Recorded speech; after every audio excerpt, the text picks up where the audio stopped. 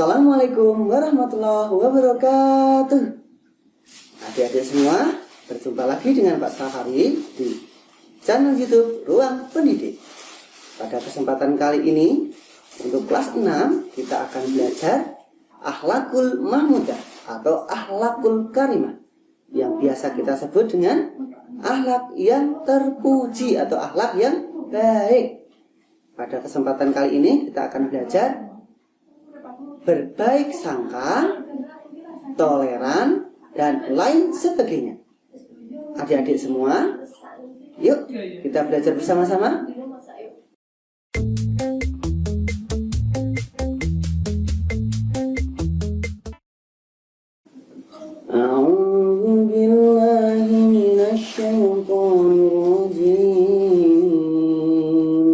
Bismillahirrahmanirrahim. Alhamdulillahi Rabbil Alamin. Ar-Rahmanir-Rahim. Maliki Yawmiddin.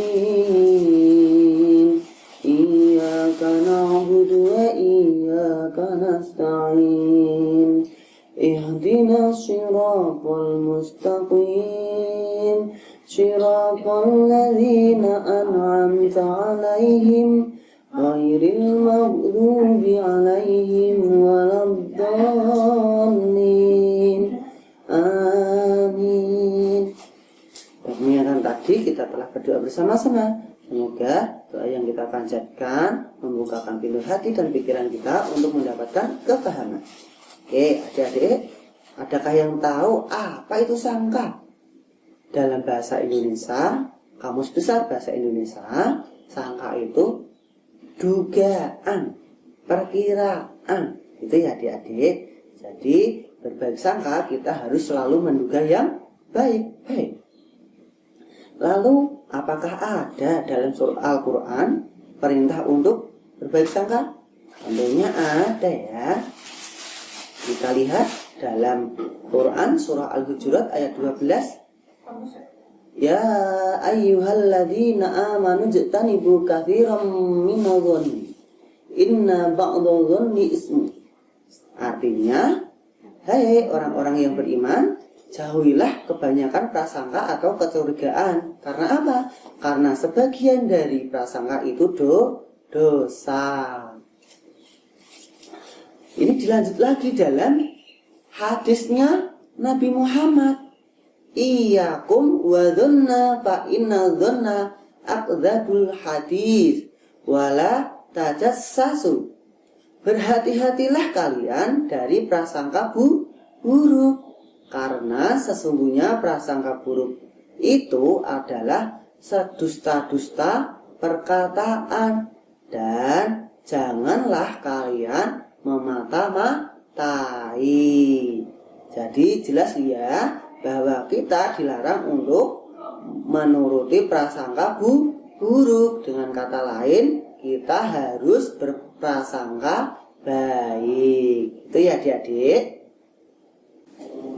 Lalu apa ya manfaat berprasangka baik itu?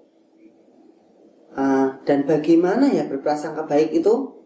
Yang pertama, berprasangka baik atau husnudzon. Apa adik-adik? Husnudzon.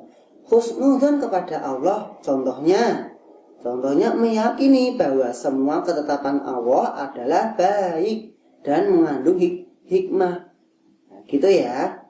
Kadang-kadang kita meminta berdoa kepada Allah tetapi belum dikabulkan. Kita harus berprasangka baik. Karena apa? Bisa jadi kalau dikabulkan hari ini, kita belum siap, sehingga malah mengurangi kadar ibadah kita kepada Allah. Gitu ya adik-adik. Ada lagi, meyakini sebenar-benarnya bahwa semua perintah Allah itu demi kebaikan kita. Contoh, kita harus menjaga kesehatan. Itu demi siapa? Demi kita sendiri. Gitu ya. Terus, bagaimana ya cara berhusnudzon kepada Rasulullah? Berhusnudzon kepada Rasulullah contohnya yaitu meyakini bahwa semua ajaran yang dibawa oleh Rasul adalah datang dari Allah Subhanahu wa Ta'ala dan disampaikan kepada umatnya dengan sempurna. Berikutnya adalah sunnah-sunnah Rasul adalah untuk kebaikan dan kemaslahatan manusia sendiri. Gitu ya adik-adik. Sekarang bagaimana kita berhusnudzon atau berprasangka baik kepada sesama? Misalnya ya, kita memberikan kepercayaan kepada orang lain, tidak mencurigai seseorang tanpa bukti, gitu ya. Oke, sekarang dampak positif berbaik sangka atau berhusnudzon apa ya? Yang pertama adalah tentu saja husnudzon kepada Allah dapat meningkatkan iman dan takwa. Dalam hadis qudsi Allah Subhanahu wa Ta'ala berfirman, "Aku menurut prasangka hambaku." Maka jika kita berhusnudzon kepada Allah Subhanahu wa Ta'ala, maka kita akan mendapat kebaikan dari Allah Subhanahu wa Ta'ala. Berikutnya, husnudzon kepada umat Islam akan mempererat tali ukhuwah Islamiyah atau tali persaudaraan. Husnudzon juga akan menjaga hati kita agar tetap bersih dan jauh dari penyakit-penyakit hati. Seperti apa? Seperti iri, dengki, hasad, dan lain sebagainya. Akhlakul mamudah yang kedua yaitu toleran. Pengertian toleran itu apa ya? Kita itu hidup dalam masyarakat yang beragam sekali. Ada laki-laki, ada perempuan, ada tua, ada muda, ada Islam, ada Kristen, ada Buddha, ada Hindu, dan lain sebagainya. Ada yang suku Jawa, ada yang suku Irian, ada yang suku Ambon, ada yang Banten, Sumatera, dan lain sebagainya. Terus, bahkan kita ketika berkumpul dengan teman-teman yang di dalam kelas, banyak sekali golongan dari teman-teman. Tidak semuanya orang Jawa, tidak semuanya orang satu golongan.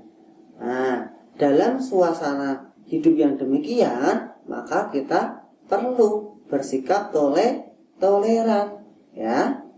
Toleran dalam bahasa Kamus Bahasa Indonesia adalah kata sifat yang menunjukkan sikap tenggang rasa atau menghargai dan menghormati perbedaan. Oke. Ciri-ciri orang yang toleran itu apa ya? Yang pertama, mengakui hak orang lain. Ya, misalkan kita orang Islam mengakui hak beribadah orang Kristen atau agama lain. Nah, karena sama-sama mempunyai hak untuk beribadah. Berikutnya, ciri orang toleran menghormati keyakinan agama orang lain. Kita tidak boleh mencemooh atau mengejek agama lain. Berikutnya, saling mengerti.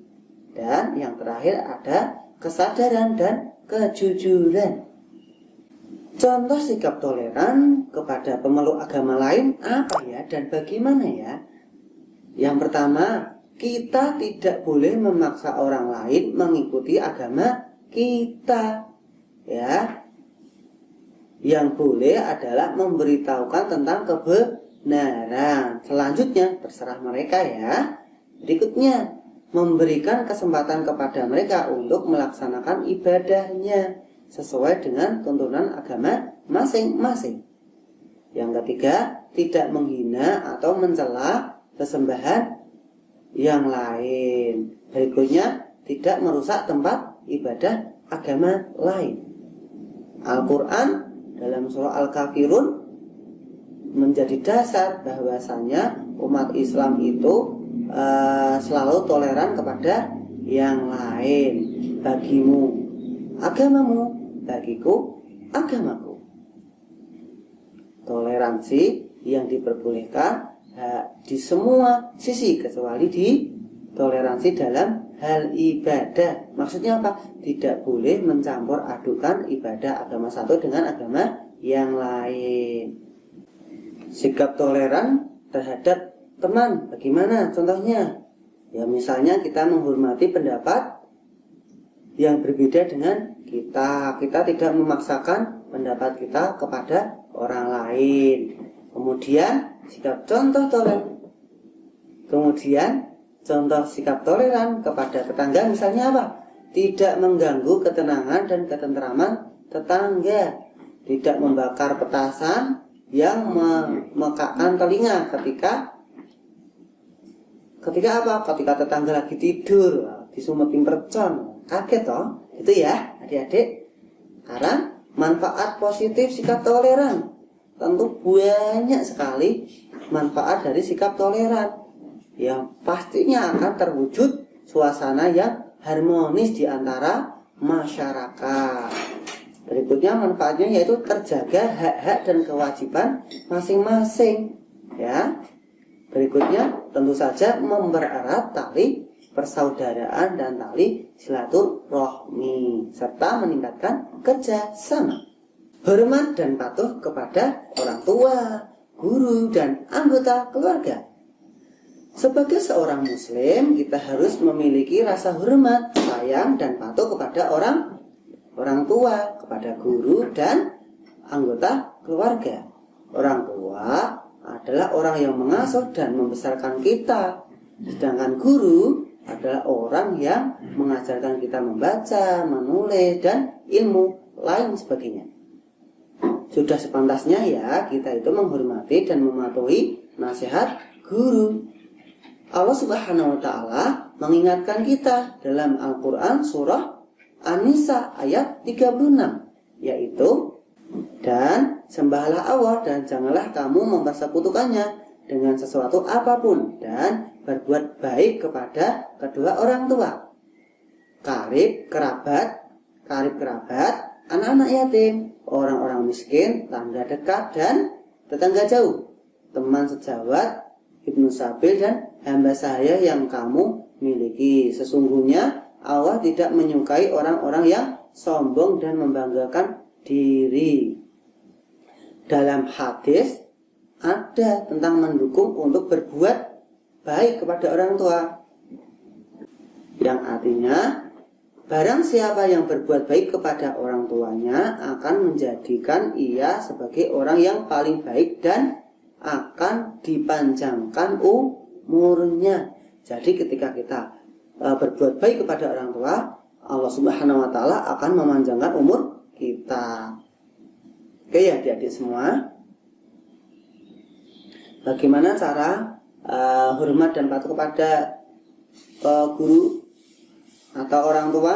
Ya, tentu saja kita melaksanakan apa perintah orang tua sepanjang dalam koridor atau dalam hal yang baik ya. Berikutnya kita bisa bersifat sopan santun, misalkan memberikan salam terlebih dahulu ketika bertemu gitu ya. Terus minta izin terlebih dahulu ketika mau pergi atau mau kemana atau bermain dengan teman-teman. Terus perintah orang tua untuk mengajarkan salat dan bangun pagi hendaknya harus dituruti gitu ya adik-adik. Terus contoh hormat dan patuh kepada guru bagaimana? Ketika bertemu ya memberikan salam terlebih dahulu. Berikutnya mendengarkan penjelasannya, tidak ramai di kelas ya. Saat belajar tidak banyak bercanda gitu ya. Contoh hormat dan patuh kepada sesama anggota keluarga. Ya tentu sama seperti yang Pak Guru sebutkan tadi, kalau bertemu kepada yang lebih tua kita harus mengucapkan salam terlebih dahulu. Kemudian apa? Mematuhi setiap nasihat kebaikan dari anggota keluarga ya. Terhadap adik yang lebih muda kita harus menyayangi. Begitu juga kepada yang lebih tua kita harus menghormati. Oke adik-adik, mungkin cukup sekian pembelajaran untuk kesempatan kali ini. Jangan lupa mengerjakan tugas yang ada di bawah deskripsi video. Dari Pak Guru banyak salahnya, mohon maaf yang sebesar-besarnya. Pak Guru akhiri, Assalamualaikum warahmatullahi wabarakatuh. Kita tutup dengan bacaan doa kafaratul majlis. Subhanakallahumma wa bihamdika asyhadu an la ilaha illa anta astaghfiruka wa atubu ilaik. Walhamdulillahirabbil alamin.